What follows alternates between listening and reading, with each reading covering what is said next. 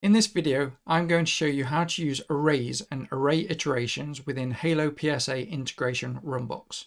If you've been watching the other videos in this integration runbook series, then you've hopefully built some foundational knowledge already as to how to get started with using Halo integration runbooks. But we're going to expand on that foundational knowledge now and use some more capabilities with arrays that will help you to automate more tasks. If we take a look on screen at this runbook that I've built out for demonstration, it may at first glance look quite complex and quite daunting to create something like this.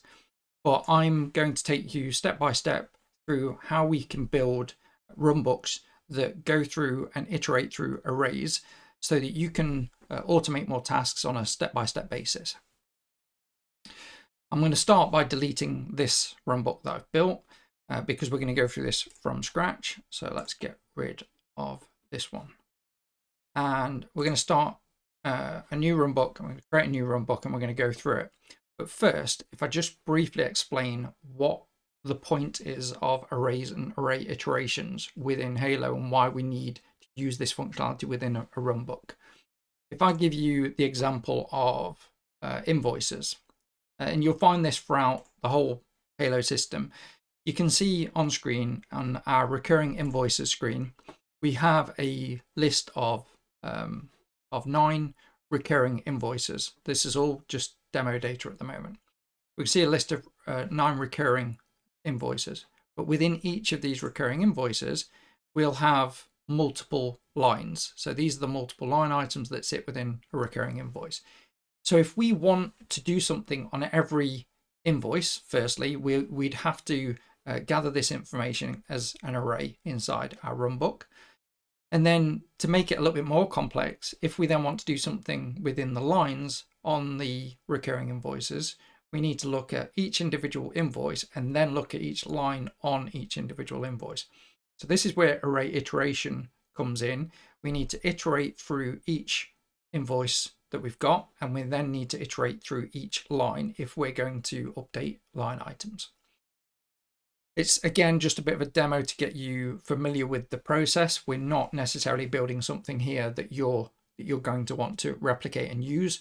This is more about learning the skills that you can use to do multiple automations within Halo. So I'm going to start by calling this arrays and iterations. And we don't need to do anything else here. We're going to click on the flowchart tab.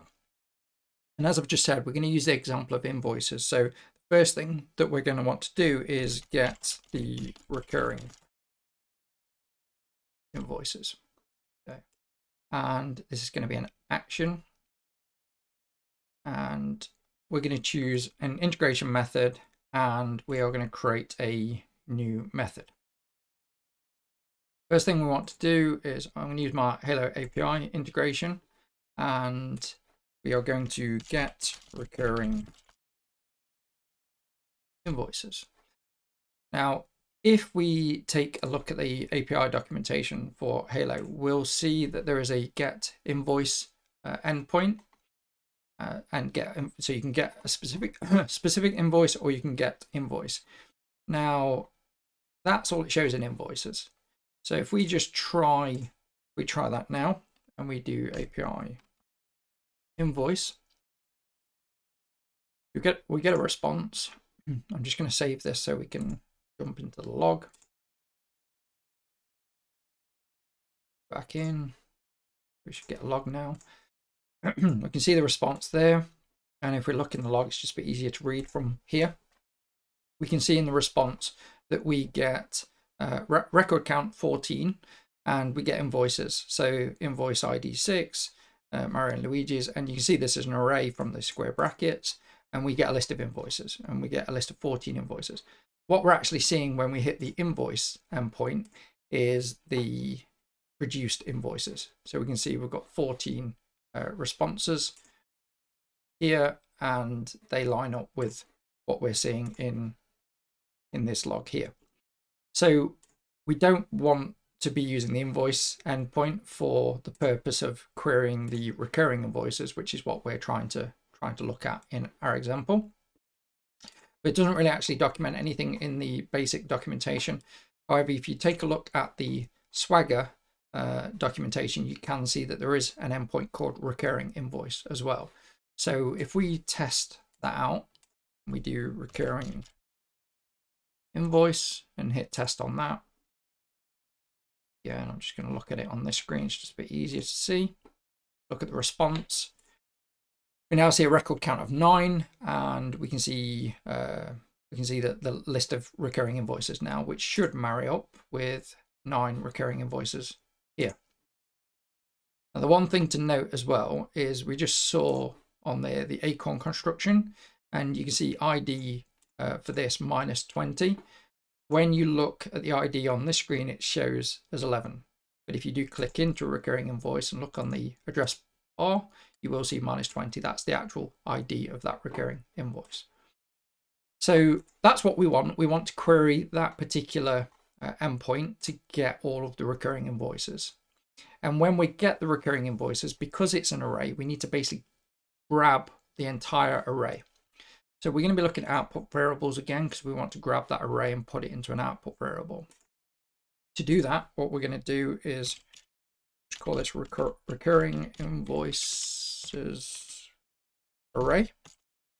And this data type will be an array, obviously. And for this, we want to... Well, I peaked a bit too soon on this. Let me just... we're going to use our JSON viewer, and I'm going to take you through this again as to how we're going to do this. But we want to see what we need to capture. So in this, if we go to our log file, we look at what the response was, because this is where we're going to capture the output variable. What I would typically do is copy this content out and paste it into the JSON viewer. If you just Google JSON viewer, this one should be top. And this gives us a nice structure as to what the format of this response looks like. So we can see from this, JSON at the top is effectively what we'd class as response from the output variable. And then we're looking down at the different levels. So immediately we've got page size and record count, 9. And then you can see that there is an array here with invoices, and it lists the nine items within the array. Starting at 0, obviously all the arrays start at 0. And then we can kind of drill into this.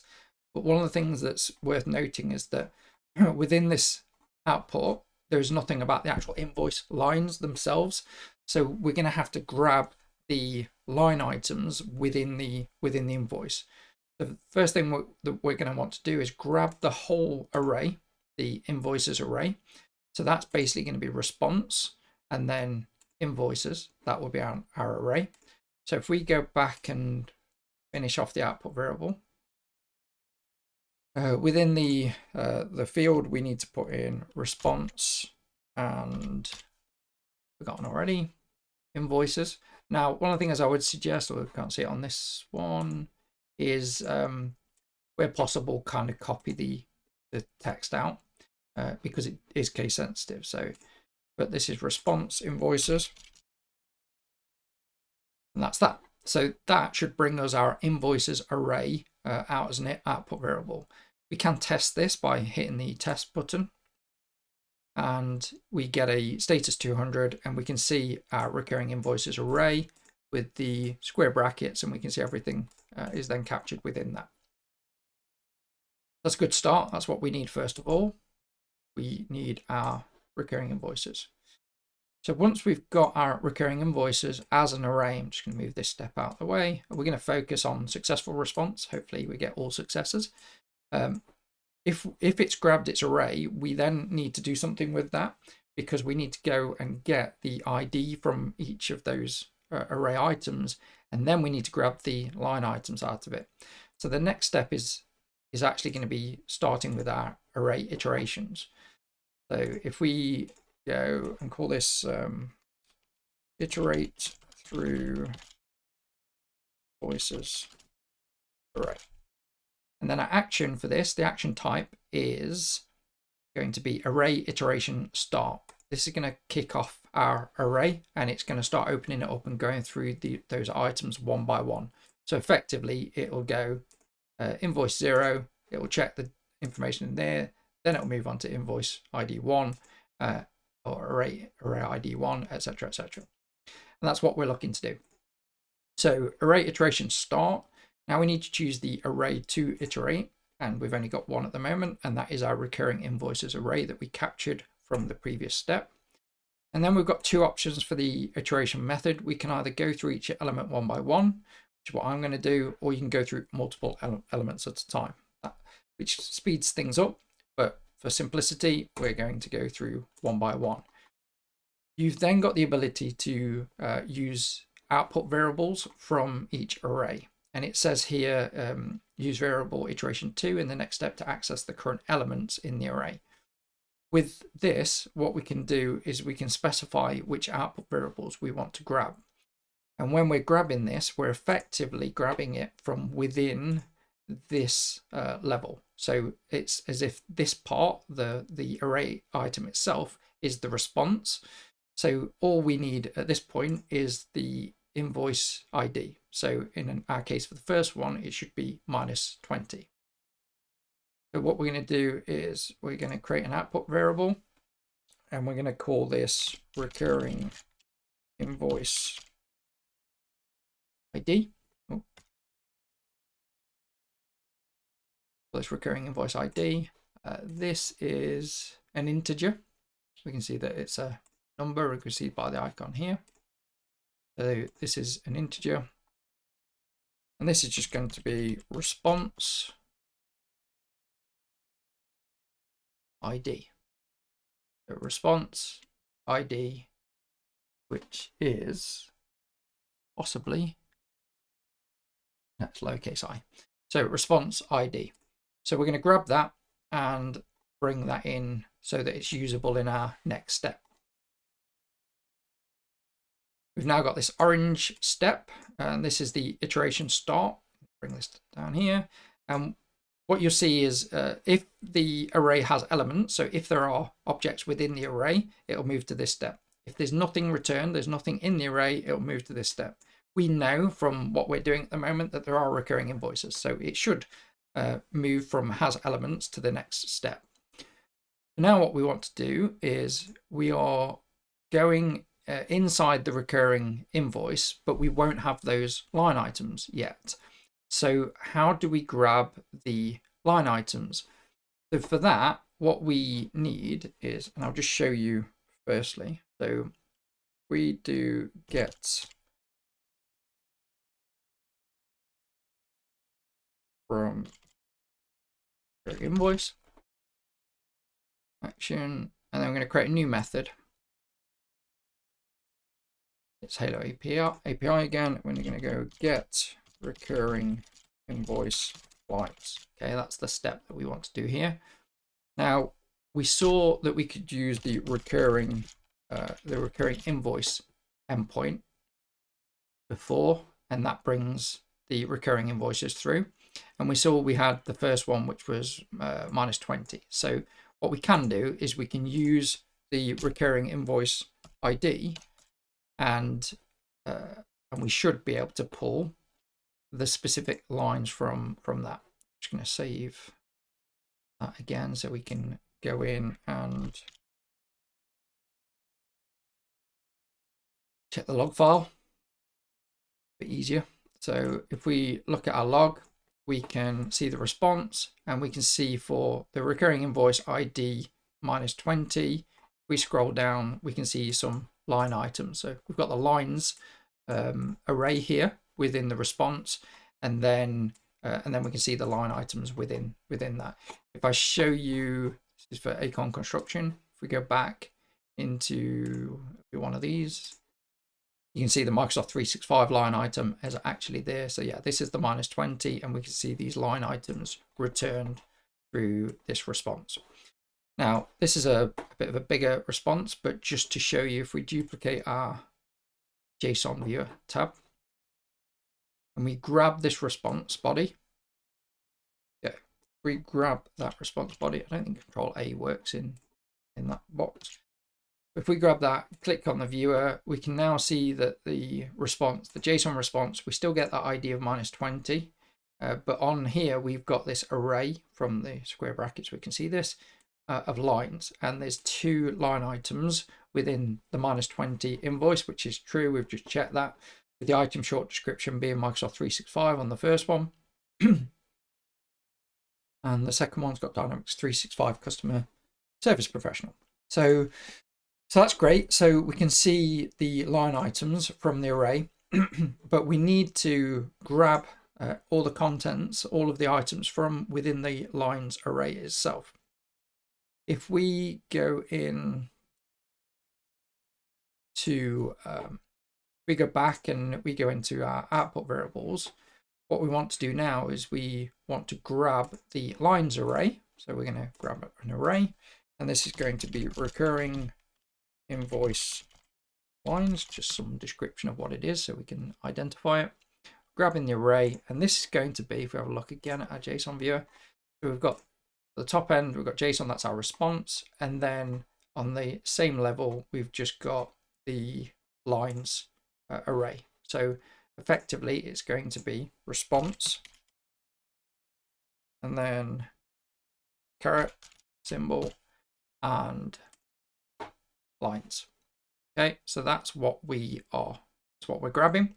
Hit save on that, and we can do another test to make sure that the array is working, and it is indeed. So we can see recurring invoice lines, and we can see the fields coming through, so that's working. That's good. We obviously don't want to hard code the ID here. We actually want to use the ID that we're being passed from the previous step from the array.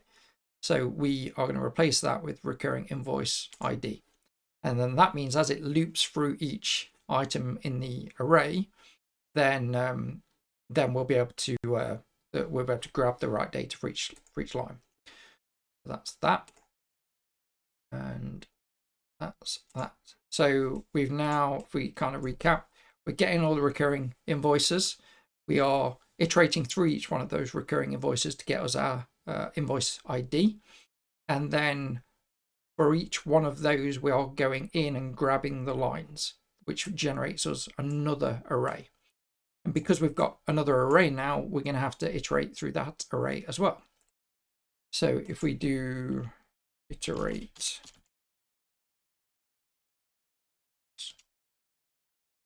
invoice, and again, this is going to be an action, and the action is going to be array iteration start. This time we're iterating through the lines, which we've got from the previous step. And again, we're just going to do it one by one.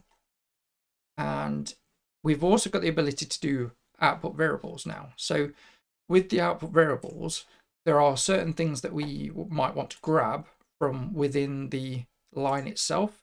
So when we're doing an output variable at this level, where it's iterating through the array, we're going to be grabbing it from this line. So we're inside the lines, we're inside the first iteration. So this is where our response is sat. And we're going to want to grab, let's just for demonstration purposes, if we grab the item short description, I'm going to copy this from the right side, just so I don't make any mistakes. So item, well, that's long description. Let's do short description. Item short description, and we're going to do output variable, and this is a string, and this is going to be line short description.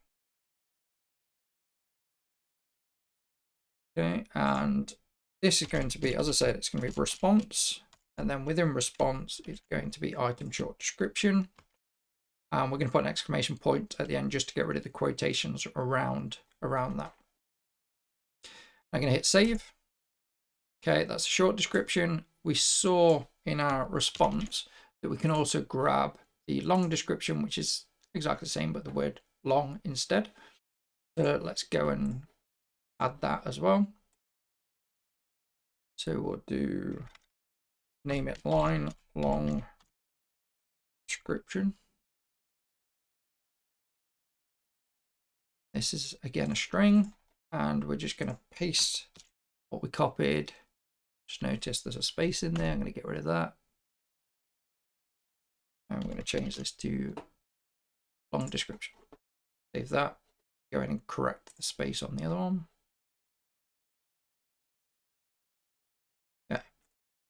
Right, so we should hopefully grab two output variables from the array iteration. So every time it goes through a recurring invoice, it will, and then every line that it goes through, it should grab the short description, the long description from that.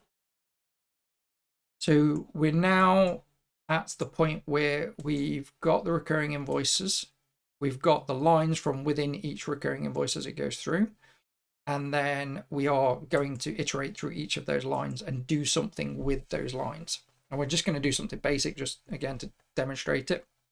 But what we can do now is we can go in and we'll do update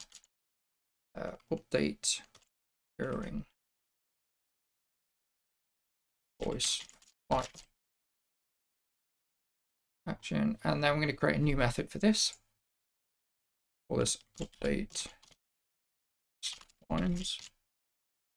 Now, with this, as an aside, the documentation doesn't really cover, for Halo API, doesn't cover anything about recurring invoices. Anyway, we talked about that in the Swagger documentation. In the recurring invoice, there is this post recurring invoice update lines. Although generally what you'll find is if you try and recreate this within Halo, you go and use the inspect element that we've done before, and we'll just do that now. We do the inspect element and go to the network tab, and we're inside a recurring invoice. If I edit this and we go and edit a line item, and just going to put an exclamation point at the end of this just to finish it off. And if we hit save and save, we'll see from the from here. Let me just see if I can zoom in a little bit. Zoom in on the developer tools. That's good. So inside the recurring invoice, what it actually does. Sorry, close that a second. So the 201, it hits the recurring invoice endpoint here. The header, so it just hits a recurring invoice endpoint. Just get rid of me for a second. And in the payload itself, what it actually does is it goes and it gets all of the recurring invoice line items, and then when it saves one item, it then goes and updates all of them. So that makes it quite tricky to deal with in a runbook, in so much that you would have to grab everything from every recurring invoice line and then recreate it on the output. But thankfully, there is the ability to use the update lines, which makes our job a lot easier. So we're going to use this update lines endpoint, and if we drill in here, we're going to do recurring invoices again. Recurring invoice, yeah, recurring invoice, and then update lines. Now this is a post, we can see, and it gives you some information on the information that you can communicate through the API with this endpoint. But we're going to need to change that to a post, and we're then going to need to create the JSON body that we're going to use to update that. Now I'm going to take a look at the network tab that we've created just to get an idea as to some of the fields and what it's doing when it does query and update the lines. So we can see the lines, we can see a specific one here for the item short description, and we can see what it's doing. In the case of this, we can see that it uses the invoice header ID. So that -20 is the invoice header. We can see that, and we can see the ID 64. That's the line item, guessing, because if we go to the next line, yeah, you can see ID 65 for the next line with the invoice header ID being -20. So we need to provide it the invoice header ID, and we need to provide it the ID of the line that we want to update as part of our JSON. And then we're going to have to tell it whatever we want to do. We're just going to build this body out. So we need to open the array for when we're communicating with this API, and we need to put it in the squiggly brackets. And then now we're just going to build out. So we want to put in the invoice header ID, and this needs to be in quotation marks. Invoice header ID, and this is going to be space there. Invoice header ID is going to be the recurring invoice ID. We already grabbed that from the last one, and we also want the ID of the line item, which I realize we actually haven't grabbed as a variable. So just gonna put 64. Remember that we did that on the other one, and we'll just do a quick test. Comma after the first line. Yeah, we're going to use -20 because I saw that before. We should be getting a 201. Yeah, 201 is the update, and it's using that line item. So that's fine. That's kind of given us some assurances that this works. And I'm going to go back, do update invoice lines. We're going to grab that and put it.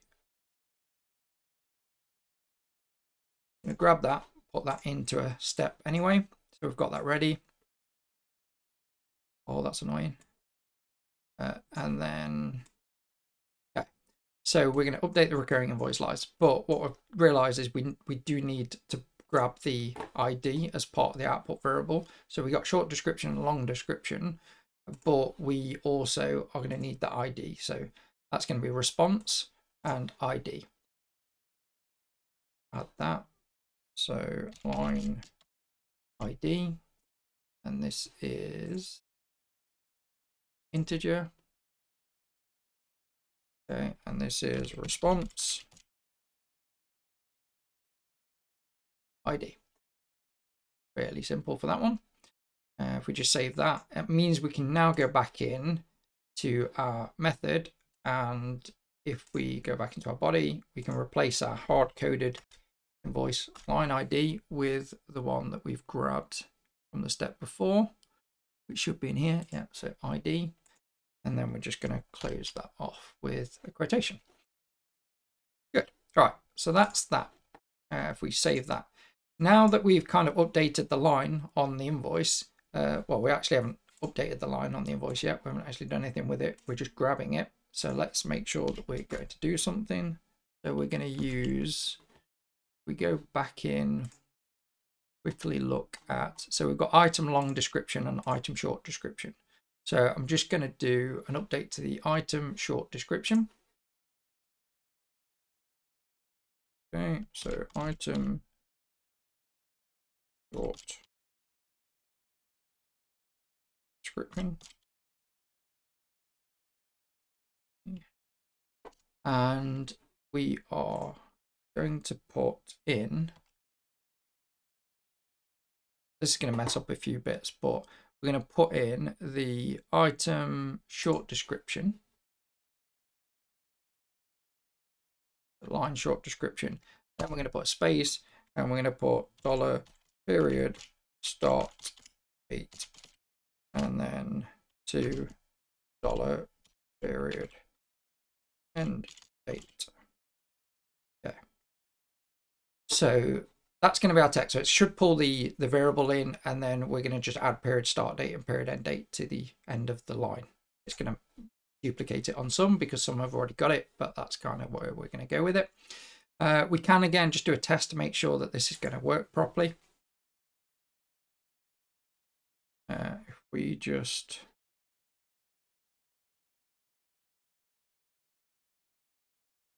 okay, so if we use the recurring invoice ID -20, we saw before, line ID was 64, and I'm just going to paste in the short description that we've got. Hit save on that, and we get an error.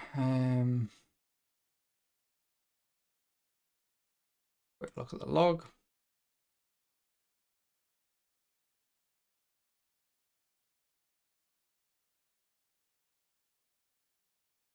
Still got the quotation marks on there.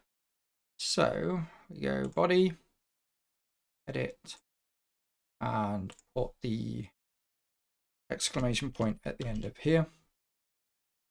And that's that again. 20 or like that. Save. Here we go. So we get a 201 now. So that should have done and completed. Look in the log and close that off. We don't need that anymore. Press that, and it's now added period start date and period end date to that line item. So that's good. That's all working as we expect, and we can like add that to our runbook. So we've got update the recurring invoice line action we've got now. And then finally, once we've done that, we're going to want to, and this is where the array iterations come in. So we're going to go to the next line on the invoice. And this is an action. This time we're choosing array iteration next and end, next end. And then we want to iterate the recurring invoice lines. Reason for this, and you'll see it on the diagram, and this is where it gets a bit confusing because lines go everywhere. So once it's successfully gone through and done the last step in the array iteration, we basically loop back to the next line. So we for each recurring invoice, we go and get the lines. We iterate each line, do something with it, and then go on to the next line, do something with the next line, onwards and onwards, until all of that's finished and there's no more lines to deal with, in which case it will then go for iteration finished and it will move to step 12. That's how it currently works. Now, step 12, what we then want to do is we want to go in and do next invoice, because once we've done all the lines for one invoice, we need to move on to the next, basically. So we're going to go array iteration next end, and this one is the invoices array, not the lines. Same thing again, so more lines. So we have a line that goes from the next invoice all the way back to iterate through invoices array.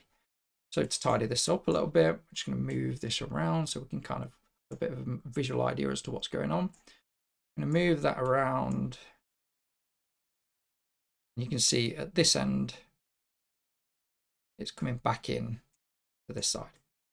Okay, so although when we started this video, we looked at it, thought it's quite complex, but now we've gone through each of those steps logically, it kind of all makes sense.